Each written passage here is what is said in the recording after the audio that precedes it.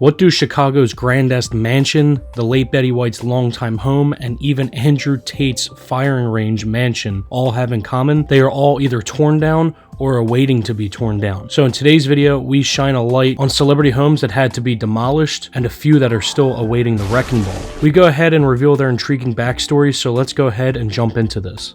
Up first, we have the Tate brothers, also known as Andrew Tate and Tristan Tate, which are two brothers that are originally born in Chicago that moved all around the whole entire world and currently reside in Romania. Currently in the news for undergoing a raid at their house for sex trafficking crimes. They were arrested right out of their $700,000 Romanian warehouse that they turned into a full-time living space. Andrew purchased the property located in a town right outside of Bucharest in 2017 when he first moved to Romania. This house was originally one of the only shooting ranges in all of Romania due to strict gun laws. So bending the rules a little bit, Andrew purchased the property and turned this whole firing range into his own personal mansion while keeping the firing range licenses. As he mentioned in a podcast, this is his way of being able to own all of his guns and keeping them at his house in Romania. Even before Tate purchased the property, the government had seized this building and were trying to get rid of it. Andrew purchased this place in almost an abandoned state. In 2016, the gun range was officially closed and demolition plans were put in to remove this building and instead build 10 residential homes on this chunk of land. Now this land could technically fit about 30 homes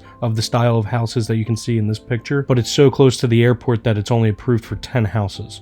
With the Tate brothers blasted back in the media and all over the news, Romanian sources saying they're trying to reinstate the same demolition plans that they had about 5 years ago and then bring them back on the table to basically kick out the Tate brothers from the country of Romania. Up next, we go to Betty White's longtime home in California. This quaint little split-level home located in Los Angeles' Brentwood Park neighborhood was the home of late TV legend Betty White for over 50 years. It was where she passed away in December of 2021, just a few weeks shy of her 100th birthday. However, despite its legendary previous owner and charming curb appeal, Betty White's fans were shocked to learn that the property was sold as a teardown in June of 2022 for $10.7 million. Betty White was widely referred to as the first lady of television, a pioneer in the early days of the industry, and a titan of the entertainment world with a career that spanned nearly 7 decades, after successfully transitioning from radio to television. According to the Los Angeles Times, White bought the Brentwood home with husband and fellow game show host Alan Ludden in the 1960s, and the couple lived there happily until Ludden's death in 1981. The 5-bedroom, 6-bathroom home was originally built in 1952 and spans 3,100 square feet, offering a spacious spread for the couple. It sits on a half-an-acre lot and even has a beautiful pool in the backyard. However, when the property was put on the market following the star's passing, it was listed only as a teardown. Potential buyers could not view the home's interior, only make plans for demolition and reconstruction. And on December 10th of 2022, White's long-serving assistant posted this photo of the site with the demolished house on White's Instagram account. Her fans labeled this as shameful and heartbreaking to see the house go this way. Up next, we have Chris Martin's Malibu mansion. Martin had purchased the property back in 2014 for $14 million and lived there along with Gwyneth Paltrow prior to their divorce. At the time of the purchase, Martin had hired designer Windsor Smith to remodel the interiors, but the home never quite met his expectations and the Coldplay frontman applied for permission to demolish the house in 2019. Dirt reports that the house described on the listing as an architectural gem has now been completely razed, though efforts have been made to conserve the mature trees on the plot. Built in 1972, the house had been modernized several times, once in the 70s without Lautner's input, and then by a developer in the 1990s before Martin and Paltrow bought it. Despite the renovations, the 4-bed, 3-bath original house was very much of its own, with orange wood cladding, a 1970s stone fireplace, and low ceilings. Heated sandstone floors ran throughout the home, which also featured a chef's kitchen and sliding glass panel doors. Outside is a professionally designed tennis court, weightlifting gym, and private yoga studio, all with ocean and mountain views, and direct access to the popular Little Doom Beach. The parcel itself is a tropical paradise. Martin's plans for the new house include 2-story main residence as well as a detached garage building,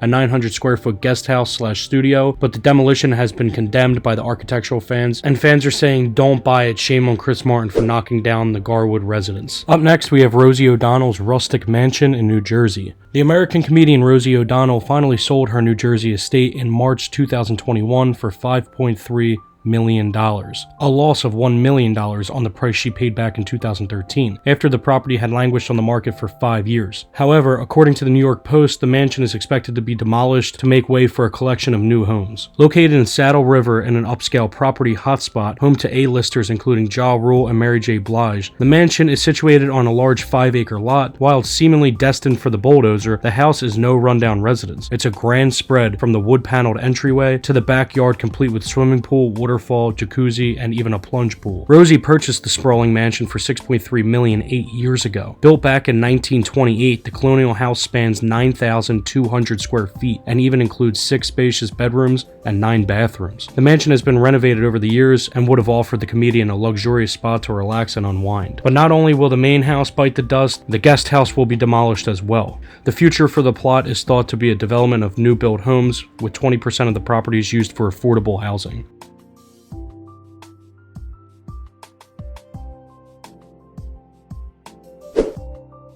Up next, we have Donald Trump's oceanfront compound in Florida. Donald Trump snagged the show-stopping Palm Beach retreat for a knockdown price of $41 million. This mansion is called the House of Friendship, and Trump purchased it at the bankruptcy auction in 2004. Following the sale, Trump told the Palm Beach Daily News that he intended to turn the Florida mansion into the second greatest house in America, after his nearby Mar-a-Lago estate. Although reports emerged that Trump spent as much as $25 million renovating this mammoth 60,000 square foot property, the real estate mogul and 45th president of the United States told Politico that he simply cleaned it up a little bit, but not too much. The extravagant beach home boasted everything from a ballroom, art gallery, and a 100-foot swimming pool, with diamond and gold fixtures, not to mention a garage with space for 40 cars. Incredibly, the mansion was purchased in 2008 by Russian billionaire Dmitry for the inflated price of $95 million, $54 million more than Trump initially paid for it, despite the property having a serious mold problem. The transaction later raised eyebrows and attracted accusations of alleged money laundering, but Trump has since been cleared of any wrongdoing. In the end, the mold issue is said to have got so bad that Dmitry made the decision to have the property torn down. It was demolished in 2016 and split into 3 parcels, which went on to sell for a combined total of around $108 million, enabling him to recoup his losses. Up next, we have JAYNE Mansfield's Pink Palace in California. JAYNE Mansfield splashed out the equivalent of around $700,000 in today's money on this 10,000 square foot Spanish colonial mansion in LA's Homley Hills back in 1957. She made the purchase shortly before tying the knot with Hungarian-American actor and former Mr. Universe Mickey Haggerty. Mansfield hired set designer Glenn Hulse to transform the 40-room property into what she later dubbed the Pink Palace. It rocked Barbie pink shag pile, a white and gold Steinway grand piano, a Cupid fountain that flowed with rosé champagne, and a heart-shaped pool pictured here, built by her muscle-bound other half. Following the actress's tragic death in a car accident in 1967, the luxurious home passed through several celebrity owners, including Ringo Starr, who supposedly had the place painted white several times but couldn't stop the pink from bleeding through. After living in the manse for 26 years, he sold it to his neighbor, the subprime mortgage tycoon Roland Arnold, in 2002 for $30 million. Eager to expand his property, Arnold razed the house to the ground. Today, the plot on which the Pink Palace once stood has been incorporated into Arnold's Allwood estate. Up next, we have Pablo Escobar's beach house in Florida. The most notorious drug lord of all time, Pablo Escobar is estimated to have been worth a staggering $30 billion. While his main residence was in Colombia, the king of cocaine owned a number of dream houses around the world, including this pastel pink beach house in Miami. Funded by ill-gotten gains, the infamous kingpin snapped up this 7,400 square foot home in 1980 for $800,000, and it is likely to have used the flashy 4-bedroom, 6-bathroom villa as a cocaine drop safe house, according to Forbes. But Escobar didn't hang on to this Miami bolt hole for very long. In 1987, U.S. authorities seized the property and sold it to a local lawyer, Roger Schindler, who paid $915,000 for this house. His crimes eventually caught up to him, and the cartel boss was shot and killed on December 3rd, 1993, in his hometown of Medellin. As for his former beach house, the property was damaged by fire in 2012 and remained unoccupied until it was purchased in 2014. The property was completely demolished in 2014, but not before an extensive search was carried out.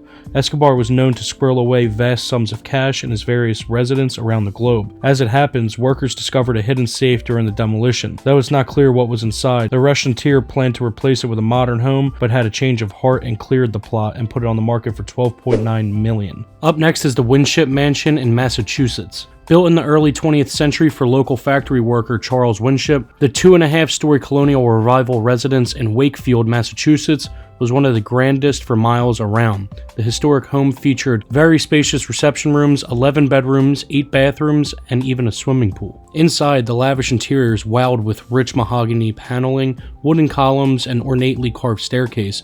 The mansion was sold after Winship's death in 1946 and served as a convent until 1978, when it was reverted to a private residence. A fire damaged the upper floor in 2005, and a few years later the mansion was lost to foreclosure in 2007. The bank was unable to offload it and Charles Winship house was left vacant. Following its abandonment, the property was vandalized by trespassers who caused untold damage and trashed the interiors. The dream home was sold in 2019 to a local realtor, where he then completely demolished the entire property.